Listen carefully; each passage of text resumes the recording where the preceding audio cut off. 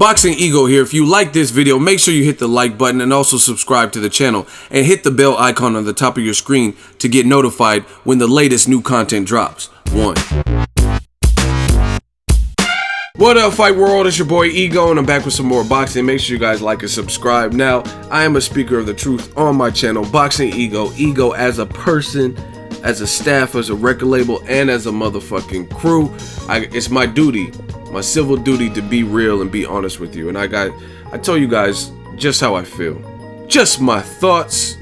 I want to thank you for your purchase. You could have been anywhere in the world, but you're here with me. Now, I told you guys, Showtime is doing a hell of a job killing the competition first and second quarter of 2017. That's how I feel, point blank, period. I don't have a side. I don't get paid from Showtime. A lot of you guys leave these stupid, oh, you're on so-and-so's payroll. I'm on the YouTube Google payroll. You know what I'm saying?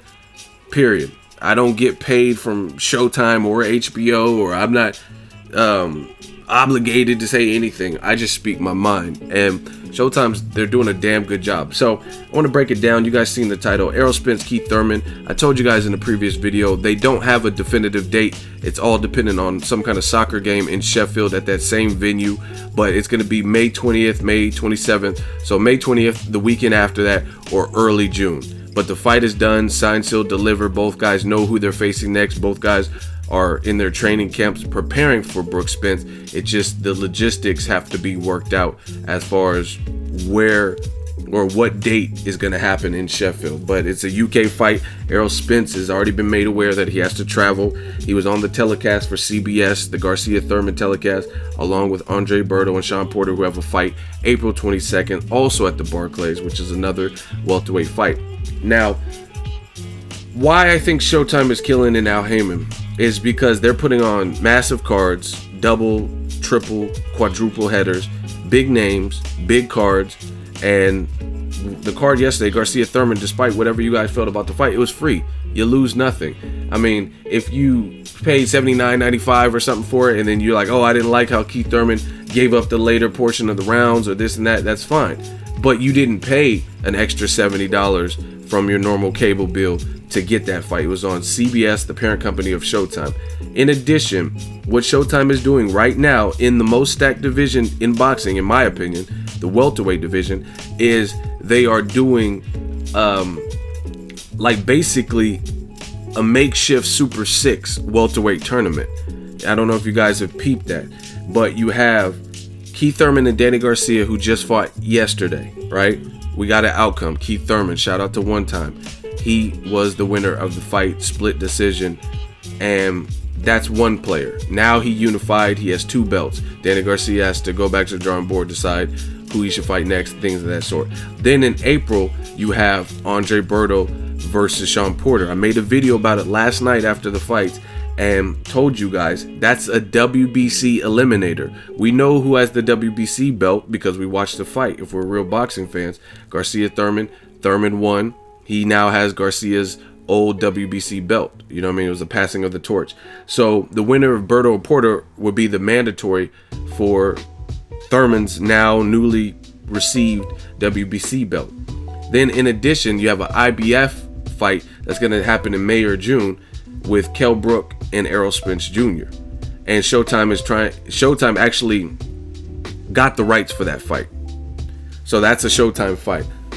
They won the bidding war or whatever, and then that fight's gonna happen on Showtime Network. Steven Espinoza of Showtime already made that clear at the Barclays yesterday or this weekend. So that's the thing. Okay, that's three welterweight Super 6 style fights that are good fights where you can really make a solid prediction for either person winning, right? Let's be real. Let's talk real boxing. Garcia Thurman. I picked Garcia. Other people picked Garcia. Some people picked Thurman. A lot of people picked Thurman. But no one got dusted. Like, you know what I mean? You could say, at the best, you could say Danny Garcia was getting outclassed, outboxed. But he was never, like, knocked through the ropes. He didn't get knocked down. And Thurman took off some rounds. You know what I'm saying? So it was a competitive fight, period. Otherwise, it wouldn't have been a split decision, right? Then you look at Berto Porter. I know both guys. I respect both guys. I'm just happy as a fan to see that fight. It's a fight that's been brewing and building up. But I don't see stylistically that being a boring fight. And stylistically, I don't see it being necessarily an easy fight. Berto is the bigger of the two. Berto has snappy, explosive power. And one thing I can tell you about Berto is he's refocused his career, right? A lot of people take this, people in the Mayweather era, people think if you take a loss, you're just the bum of the month or whatever. Danny Garcia is still a good fighter. He lost to Keith Thurman, who was the better man on the night. End of story. You look at Berto got stopped one time, and it was to Jesus Soto Caras, and he got stopped with one arm, and he nearly stopped Soto Caras in one of those rounds with one arm. So, I mean, the man got heart, period. Point blank, period. He got stopped in the 12th round fighting a fight with one arm, but for whatever reason, people say Berto, they act like he's just like yesterday's news. You know what I mean? He still has pop. He's still a threat in there. You know what I'm saying?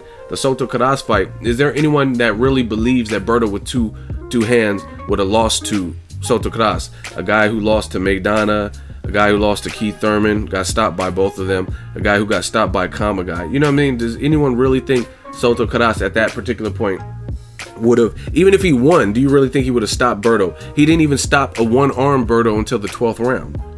You know what I'm saying? That's how I know who knows their boxing. Then who else did Berto lose to? Victor Ortiz. That was a Fight of the Year candidate. He got upset. They traded knockdowns, and he came up. I came up short. I think it might have been a split decision, right? Who else did Berto lose to? Brook-Errol. I thought his game plan, I'll give it to any Berto detractors on that. I thought his game plan was pretty dumb in that fight, coming out 15-month layoff in like a Mayweather type of shoulder roll. But he still showed heart in that fight, and he actually lumped up Guerrero's eye late in that fight. They both had matching busted up ass eyes, right? And who else did he lose to? Berto lost to Floyd. I mean, everyone loses to Floyd. So, you know what I mean? I think that's a good ass fight. Sean Porter, I mean, he has respectable losses too. You lost to Thurman. Some people thought you won, but you never took a step back. You showed you were in tremendous shape with the granite chin, and you lost to Kell Brook, who's about to be in another massive fight with Kell Brook, or with Errol Spence Jr. You know what I mean? That's respectable losses. Sean Porter also beat Devin Alexander when he was a champion. You know what I mean? So that's a good fight. I don't have to say nothing about Brook Spence. It's a fight that I've been pushing for, a fight that I've been wanting to see. And it's a good fight. So Showtime is holding it down. Al Heyman, they're killing it. Point blank, period.